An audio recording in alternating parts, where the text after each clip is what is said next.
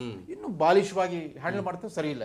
ನಿಜ ನಿಜ. ನಾಗೇಂದ್ರ ಅವರು ಏನು ಹೇಳಬೇಕು ಅಂದ್ರೆ, ನೋಡಿ, ಇವತ್ತು ಒಂದು ಪ್ರಬುದ್ಧತೆ ಎಲ್ಲೋ ಒಂದು ಕಡೆ ಸಿ ಎಂ ಸ್ಥಾನಕ್ಕೆ ಪ್ರಬುದ್ಧತೆ ಅವ್ರ ಹತ್ರ ಕೊರತೆ ಕಾಣಿಸ್ತಾ ಇದೆ. ಯಾಕಂತಂದ್ರೆ ಜನಪರವಾಗಿ ಜನಕ್ಕೆ ಬೇಕಾದಂಥ ಸೌಕರ್ಯಗಳು ಮತ್ತು ಕೆಲಸಗಳು ಮಾಡಬೇಕಾದಂಥ ಒಂದು ಸ್ಥಾನದಲ್ಲಿ, ಜವಾಬ್ದಾರಿ ಸ್ಥಾನದಲ್ಲಿ ಇರೋರು ಇವತ್ತು ಬಿಡದಿ ಟೌನ್ಶಿಪ್ ಅಲ್ಲಿ ಇವತ್ತು ಬರಡು ಭೂಮಿ ಅಂತ ಇದ್ದಾರೆ. ಇವತ್ತು ಅಲ್ಲಿರೋಂಥ ರೈತರು ಇವತ್ತು ಅಲ್ಲಿ ರೈತರುಗಳು ಇವತ್ತು ಕಂಡೀನ್ ಆಗ್ತಾ ಇದ್ದಾರೆ, ಶಾಪ ಆಗ್ತಾ ಇದ್ದಾರೆ.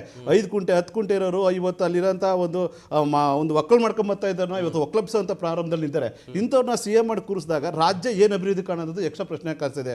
ಇವತ್ತು ನಮ್ಮ ಪಕ್ಷದಲ್ಲಿ ಇವತ್ತು ನಿಖಿಲ್ ಕುಮಾರಸ್ವಾಮಿ ಇರೋದು ಇಡೀ ರಾಜ್ಯ ಸುತ್ತಿ ಇವತ್ತು ಸಂಘಟನೆ ಮಾಡ್ತಾ ಇದೀವಿ. ಇವತ್ತು ರಾಜ್ಯದ ಜನಗಳ ಬದಲಾವಣೆ ಬೇಕಾಗಿದೆ. ನಮ್ಮ ಕುಮಾರಣ್ಣ ಇವತ್ತು ಸಿ ಎಂ ಆಗಬೇಕಂತ ಜನಗಳ ಒಂದು ನಿರ್ಧಾರ ಮಾಡ್ತಾ ಇದ್ದಾರೆ. ಇವತ್ತು ಯಾಕಂದ್ರೆ ಸನ್ನಿವೇಶಗಳನ್ನು ಕಾಣಿಸ್ತಾ ಇದ್ದಾವೆ. ಯಾಕಂದ್ರೆ ಇವತ್ತು ರೈತರ ಪರವಾಗಿ ನಿಂತ್ಕೊಬೇಕಾದ ಸರ್ಕಾರ ರೈತರ ವಿರುದ್ಧ ಹೋಗ್ತಾ ಇದೆ. ರೈತರು ಮನೆ ಮಠ ಕಿತ್ಕೊಂತ ಇದೆ, ಆಸ್ತಿ ಪಾಸ್ತಿ ಕಿತ್ಕೊಂತ ಇದೆ.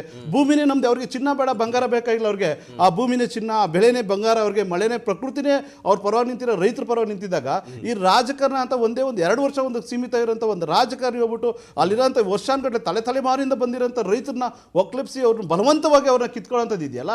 ಇವ್ರದೇ ಸರ್ಕಾರದಲ್ಲಿ ಸನ್ಮಾನ್ಯ ಇಂದಿರಾ ಗಾಂಧಿ ಅವ್ರು ನಾವು ಹೇಳ್ಬೋದು, ಈ ಟೈಮಲ್ಲಿ ಒಡೆಯವರೇ ಭೂಮಿ ಒಡೆಯ ಅಂತೇಳಿ ಒಂದು ದೊಡ್ಡ ನಿರ್ಧಾರ ತಗೊಂಡು ಇಡೀ ದೇಶಕ್ಕೆ ಕೊಂಡಾಡ್ತಾ ಇತ್ತು. ಇವತ್ತು ತನ್ನ ಭೂಮಿನ ಮನೆ ನುಗ್ಗಿ ಕಿತ್ಕೊಂಬರೋಂಥ ಪರಿಸ್ಥಿತಿಗೆ ಕಾಂಗ್ರೆಸ್ ಸರ್ಕಾರ ಮುಂದೆ ಆಗ್ತದೆ. ಇಂಥವ್ರನ್ನೇನಾದ್ರೂ ಸಿ ಎಂ ಮಾಡಿ ಕೂರಿಸ್ರೆ ಈ ರಾಜ್ಯ ಅಭಿವೃದ್ಧಿ ಏನು ಕಾಣ್ಬೋದು?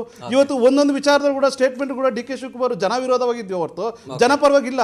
ಎಲ್ಲೋ ಒಂದ್ ಕಡೆ ಇವಾಗ ಸಮರ್ಥವಾಗಿ ನಿಭಾಯಿಸಬೇಕಾದಂಥ ಸಿದ್ದರಾಮಯ್ಯನ ಎಲ್ಲೋ ಒಂದ್ ಕಡೆ ಮೂಲೆ ಗುಂಪು ಮಾಡಿದಾಗ ಮೂಲೆ ಗುಂಪು ಮಾಡ್ಕೊಂಡು ಸಿದ್ದರಾಮಯ್ಯ ಕೂತ್ಕೊಂತಾರಲ್ಲಿ. ಇವತ್ತು ನೀವು ನೋಡಿರ್ಬೋದು, ಅವ್ರದೇ ಕ್ಯಾಬಿನೆಟ್ ಅಲ್ಲಿ ಇರಬೇಕಾದ್ರೆ ಅವ್ರದೇ ಪಕ್ಷದ ಶಾಸಕರು ಇವತ್ತು ಒಂದೊಂದು ಸ್ಟೇಟ್ಮೆಂಟ್ ಕೊಟ್ಟಿದ್ದಾರೆ. ಎಲ್ಲ ನೀವು ನೋಡಿರ್ಬೋದು, ರಾಜಕ್ಕಾಗಿ ಏನು ಹೇಳಿದ್ದಾರೆ, ಜಾರ್ಜ್ ಅವ್ರು ಏನು ಹೇಳಿದ್ದಾರೆ, ಪಕ್ಷದ ಗ್ಯಾರಂಟಿ ಇರ್ಬೇಕಾದ್ರೆ ಅವರು ಇವತ್ತು ವಿಫಲವಾಗಿ ಮಾತಾಡಿದ್ದಾರೆ, ಶೂನ್ಯವಾಗಿ ಮಾತಾಡಿದ್ದಾರೆ.